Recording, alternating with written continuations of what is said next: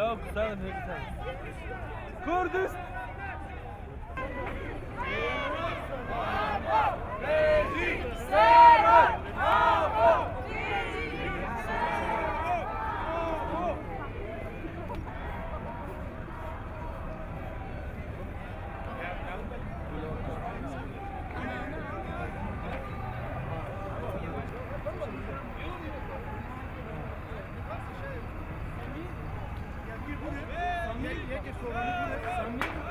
بشي كردستان بشي كردستان بشي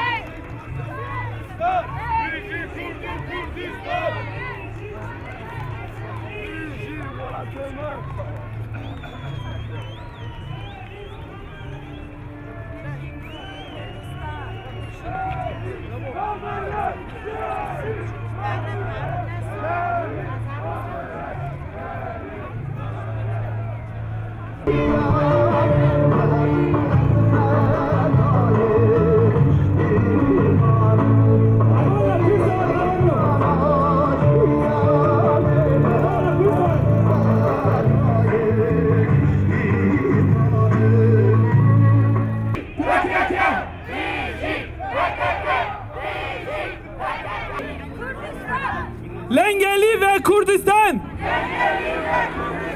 لنگلی و کردستان ایرو کو امراسی گلک همگینین سنجنن کرد کو جیانوان براستی جبو کردیتیه جیانوان جبو آزادیه جیانوان جبو چارەسەریه فیدای گلی کرد بو لی دولت انداگر کرد گناه دیو نخواستن که اوی انسان خدمت آشتیه بکن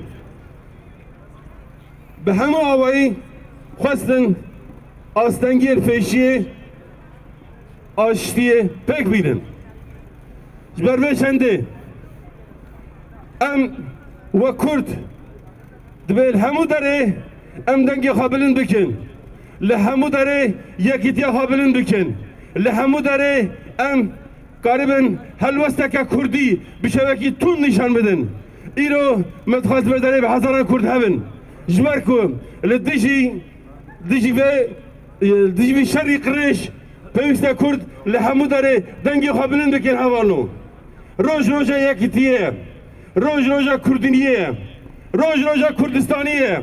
Denne gang har de sorte kræfter nået vores venner i Paris.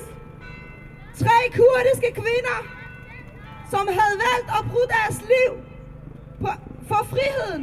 Friheden for kurder, friheden for Kurdistan. De vil hellere dø for friheden, end at leve som undertrykt, om alle er her.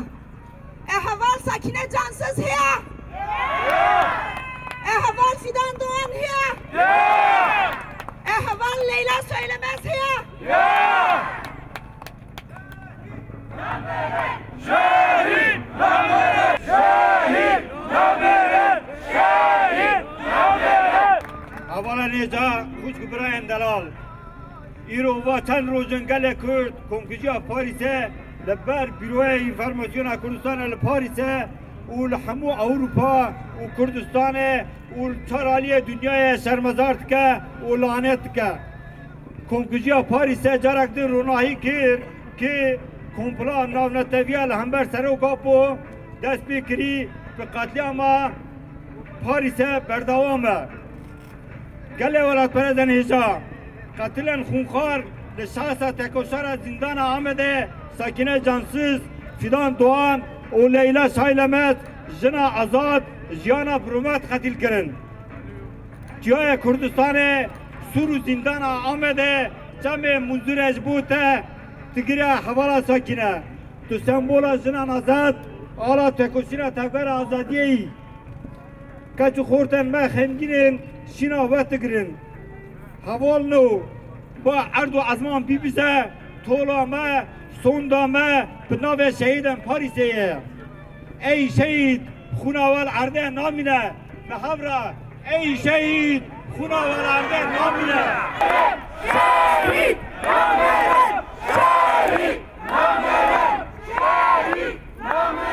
Kære venner, perioden er meget følsom.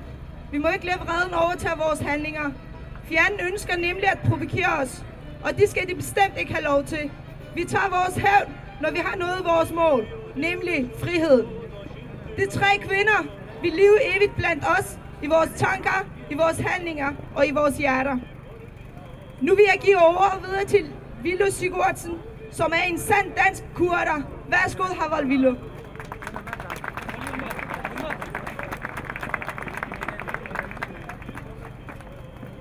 Havalo! Kammerater! Kære venner! Det er ikke mange uger siden, vi sidst mødtes. Vi var også til demonstration her på Rådhuspladsen. På det tidspunkt, og stadigvæk i dag, er der 10.000 aktivister, kurdiske aktivister, tyrkiske aktivister, der sidder i de tyrkiske fængsler for kurdernes frihed og for kurdernes retfærdighed. Flere hundrede, også dengang, flere hundrede var der sultestrejkede. Og vi havde vores 7 gode kammerater, som sad i de danske fængsler. Det er skammeligt. Alle disse kammerater, de kæmper for frihed, for lighed og for solidaritet. Det er deres forbrydelse. Deres forbrydelse er frihed, lighed og solidaritet.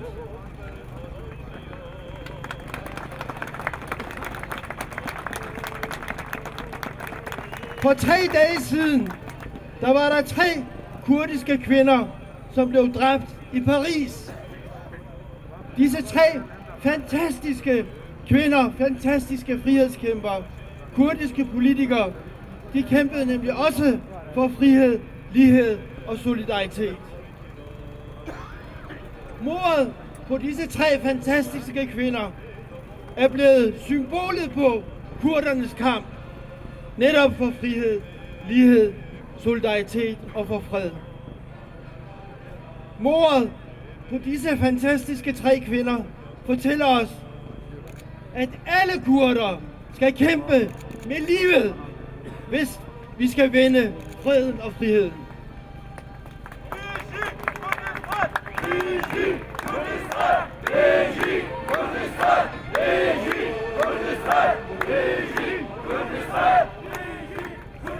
Det er ikke kun peshmergerne i bjergene, der skal kæmpe med livet for frihed og for fred. Det er ikke kun de sultestrejkende, der skal kæmpe for frihed og for retfærdighed. Det er ikke kun de politiske ledere, der skal tage kampen op, og der skal kæmpe med deres liv som indsats. Alle kurder skal kæmpe med livet som indsats for fred, for frihed, for lighed, for demokrati.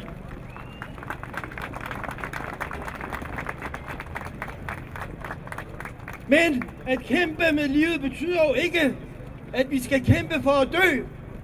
Nej, det betyder, at vi alle sammen skal gå aktivt ind i de kurdiske foreninger, i de kurdiske politiske partier. Og i foreningerne viser hele verden, hvad det betyder, at 40 millioner kurder ikke har en stat, som de kan kalde Kurdistan. At 40 millioner kurder i verden bliver undertrykt af de forskellige diktatoriske regimer. Kurderne skal kæmpe med livet ved at gå aktivt ind i de danske foreninger, danske politiske partier og kræve, at freden i Kurdistan kommer på dagsordenen, også i Danmark.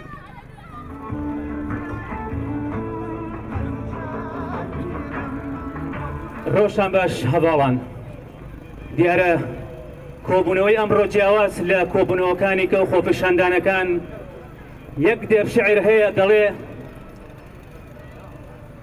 داری ئازادی بە خوێن ئاو نەدرێ قەت بەرناگرێ فیداکاری بۆ سەربەخۆیی یان بڵێن سەربەخۆیی بێ فیداکاری ئەبەت سەر ناگرێ ئەمە واتای ئەو شەهیدانەی خوێنیان ڕشت ئەو کەسانەی بۆ سەربەخۆبوونی ڕزگاری و ئازادی کوردستان تێکۆشان و خوێنیان ڕشتووە و ئیمڕۆ لێرە ڕۆحیان پاکیان بەسەر سەرمانەوە دەسوڕێتەوە ئەو شەهیدانن کە بۆ دۆزی ڕەوای کورد خوێنی خۆیان لە پێناو ئەم خاکەدا لە پێناو خاکی کوردستاندا لە پێناو تاچی کووردا لە پێناو ئازادی کوردستاندا بەخشی ئیمڕۆ کۆبووینەتەوە لە درود و حزوری سەکینە خانم و فیدان و لەیلا ئەمە تەنها تیرۆر نییە بەرامبەر بە کورد دەکرێت کورد هەمیشە تیرۆری لەکراوە بەڵام زۆر بەداخەوە تیرۆریستان ناومان دەبن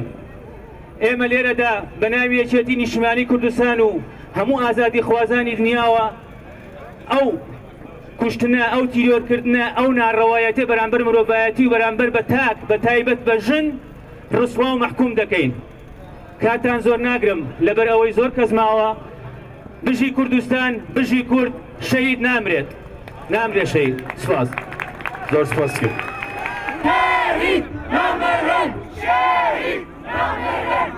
Der er 3 mennesker, der er blevet slået ihjel i Paris. Det var 3 mennesker, som arbejdede for en fredelig løsning på borgerkrigen i Kurdistan. Og jeg vil på det skarpeste på vegne af Enhedslisten fordømme de drab. Og mine tanker, de går først og fremmest til de pårørende, vennerne og familierne, som har mistet en, som de holder af. Det er afgørende, at det franske politi finder og straffer de skyldige, så sandheden kan komme frem. Når det er sagt, så er det også afgørende at sige, at de her mord må ikke forhindre en fredelig forhandlingsløsning i Tyrkiet. Vi skal opretholde presset på den tyrkiske regering til at stoppe borgerkrigen. Kurderne har krav på ret til at tale deres eget sprog, blive undervist i det. Kurderne har ret til organisationsfrihed, ytringsfrihed, til egne traditioner og kulturer, de har ret til anerkendelse. هەرچەند تا ئێستا بە کوژانی ئەو جنایەتە نەناسراون بەڵام زۆرتر لایەنی شۆڤینیست و کۆنەپەرستی تورکیا وەک پلاندانێر و بە کوژ و بەڕێوەبەری ئەم کارەساتە دەستنیشان کراون. Sakina, Fidan og Leila. 3 modige kurdiske kvinder, som har ofret deres liv for deres land, deres folk og folkets frihedskamp. De blev i onsdags henrettet i den franske hovedstad Paris på deres arbejdsplads Kurdisk Informationscenter. De er hverken de første, og desværre bliver det ikke det sidste, som kurdiske folk måtte ofre for den mangeårige frihedskamp. Sakina var en medstifter til kurdisk oprørbevægelsen. I perioden efter militærkup den 12. september 1980 bliver hun udsat for al den utænkelige tortur under fængslingen. Dog har hun ikke mistet modet. Kort efter sin løsladelse i 1991 fortsatte hun med at tage aktiv del i revolutionære aktiviteter i Vest- og Sydkurdistan.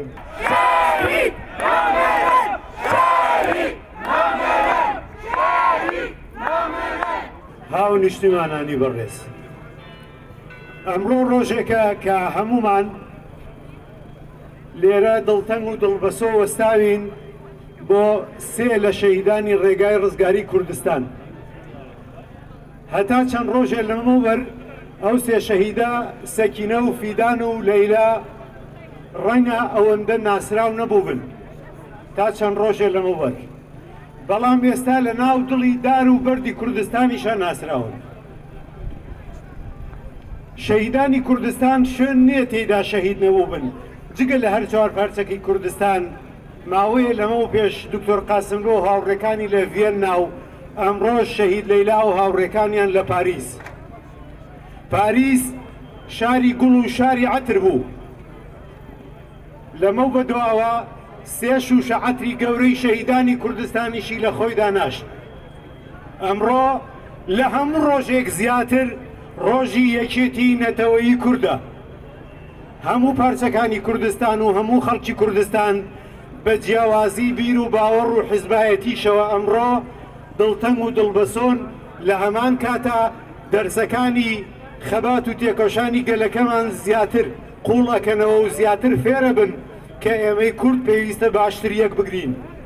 یەکێتی نەتەوەیی ئێمە ئەمڕۆ زیاتر لە هەموو ڕۆژێک پێویستی بە دەرس و پەندی تازەیە لەم شەهیدانەوە و لە هەموو کۆست و کارەساتەکانی دەرس وەربگرێت.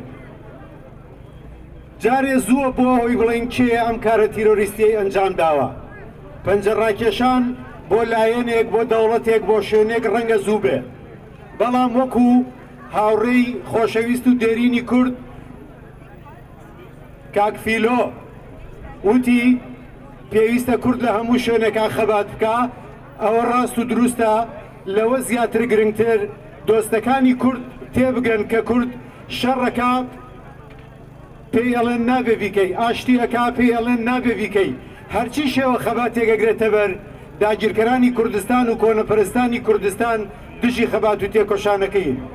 بۆیە لەمڕۆ بەدواوە بۆ شەهیدانی کوردستان شەهید سەکینە و شەهید لەیلا و شەهید فیدان و هەموو شەهیدانی تر دڵنیاکەینەوە کە کاروانی خەوەت و تێکۆشان ناوەستێ هەر لە یەکەم شەهیدی کوردستانەوە هەتا و ڕۆژەی کورد و کوردستان بە تەواوەتی ڕزگار و سەربەخۆ بێ.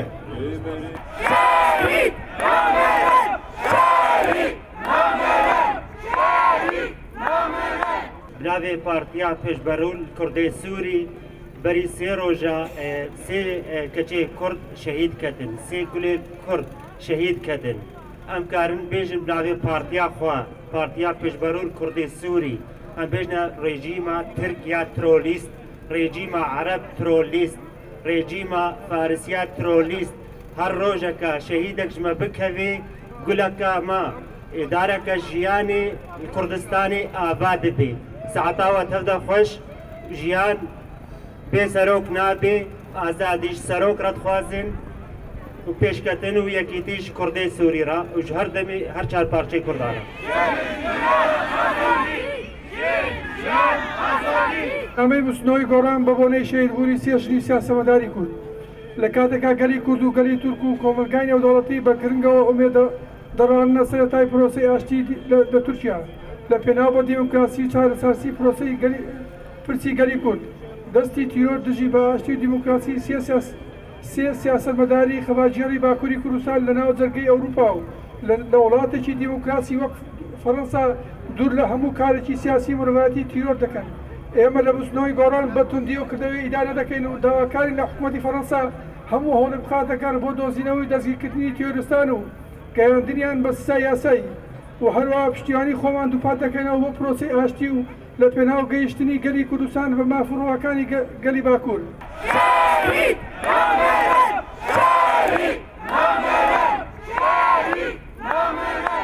Sakine, Fidan ve Leyla yoldaşların onurlu mücadeleleri önünde saygıyla eğiliyorum.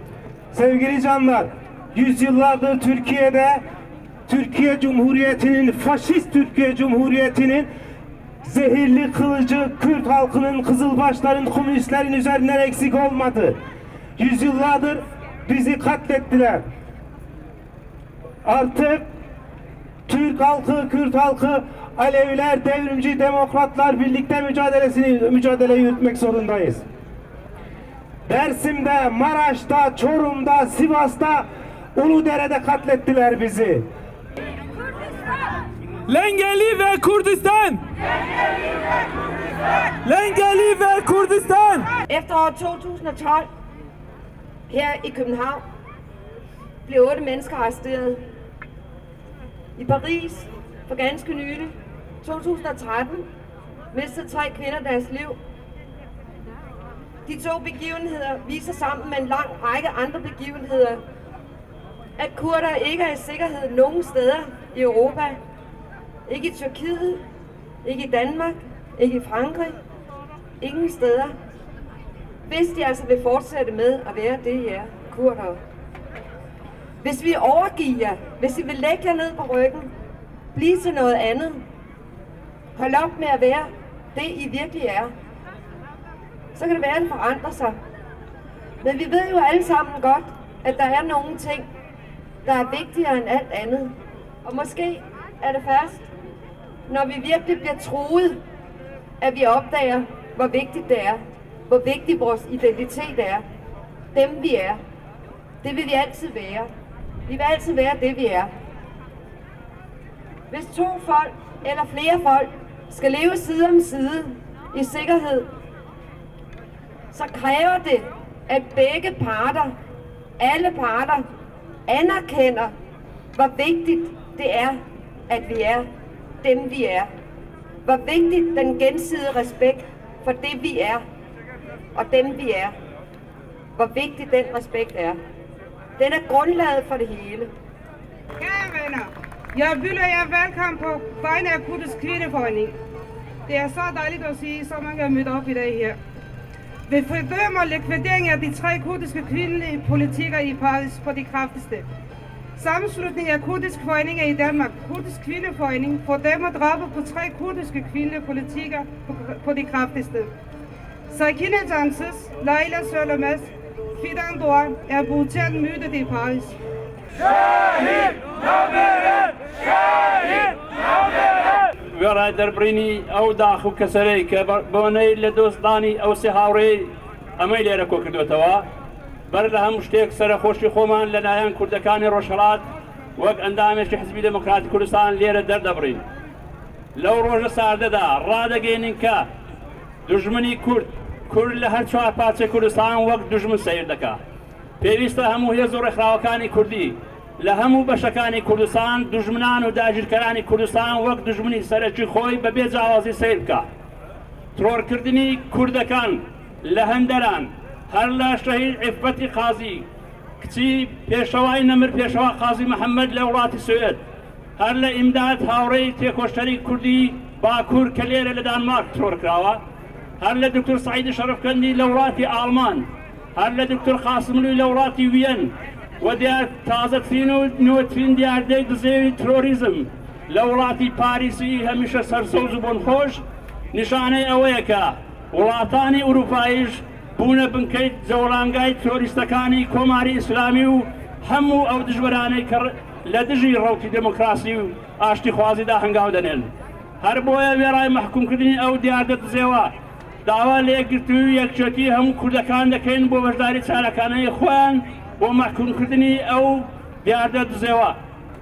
کاتێ مشتەکۆڵیان بەرزەکەنەوە مژدەی خۆرەڵاتنەدان کاتێ بزایان گرێ لە ناو دەخلی سنجیانەوە بە پۆل پەڕەسیەل کافرێ وەختیانور کاتێ خەویان لێکەوێ لە گیرفانی بەتاڵ و کونکونیانەوە ئەستێرانەکەونە خوارێ وەختێکیش کە شەهید دەبن ژیان بە تەپڵ و هەڵاوە بە گردۆڵکە و هەڵاکان داڵەگەڕێ. بەڕێزینە وەک ڕاگەاندی کۆمیتەی هاوکاری کوردستانیانی مالمۆ دەگی خۆمانەخینە پاڵ هەموو ئەو دەنگانەی کە پرۆتستۆی تیرۆری پاریزەکەن و تەناوشەیەکیش کە ئێمە بۆ داگیرکەران هەماناغین. گەورە نووسەری عەرەب عەبدوڕەحمان منیف لە ڕۆژهەڵاتی دەرای ناوەڕاستە لە ڕۆمانەکەیە 30 ساڵ پێش ساڵێ دیکتاتۆرەکان مێژوو ناخوێنەوە دەنا گەربی خوێندنەوە ناکەنەوەکەن. ئێمە ژەڵێن دەوڵەتانی داگیرکەر و بە تایبەت دەوڵەتی تورک با بچن بە مێژووی کۆڵۆنیالیزمی جیهانیا بگەڕێنەوە لە دوجارە ئەوەی کە سەرەکەوێت گەلانە و سەرکەوتنیش بۆ خەباتی ڕەوای باکووری کوردستان و پێی ناوێ بۆ شەهیدی وەتەن شیوەن و گرین نامرێن ئەوانە وا لەگەڵی میلەتە ئاژین.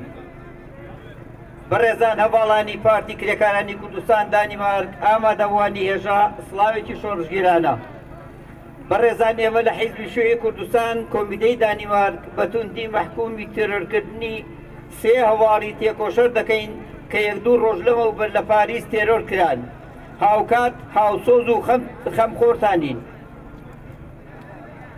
دیارە تێرۆرکردنی سەرکردە و ئەندامانی لایەنە کوردستانیەکان کارێکی نوێ نییە لە فەرهەنگی داگیرکەراندا بەڵکوم بنەمایەکی مێژووی هەیە لە سەرەتای سەرهەڵدانی بزاوی ڕزگاری خوازی گەلەکەماندا و تا ئێستا سەدان سەرکردە و کادر و هەزارەها ئەندامی لایەنە کوردستانەکان تێرۆر کراون. بەڵام ئەم کارانە نەبوونە هۆی وەستاندنی خەبات و چۆکدادان بە شۆڕژ گێراندا.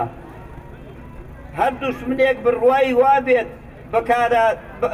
بەو کارانە تێکۆشانی میلەتەکەمان دەوەسێنێت با کۆتایی پێبێنێت و بە هەڵەدا چوون.